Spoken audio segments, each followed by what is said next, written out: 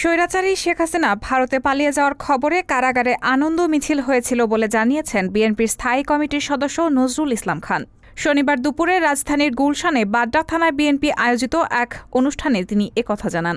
গত ৫ আগস্টের ছাত্র জনতার অভ্যুত্থানের কথা তুলে ধরে নজরুল ইসলাম বলেন, সেদিন আমি কারাগারে।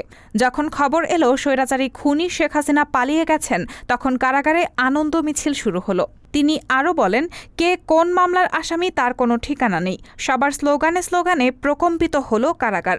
সবার চোখে মুখে নতুন স্বাধীনতার উচ্ছ্বাস ফুটে ওঠে। সেদিন যদি ছাত্র জনতার অভ্যুত্থান না হতো, তাহলে বিএনপির চেয়ারপারসন খালেদা জিয়া মুক্তি পেতেন না, আমিও কারাগার থেকে মুক্তি পেতাম না।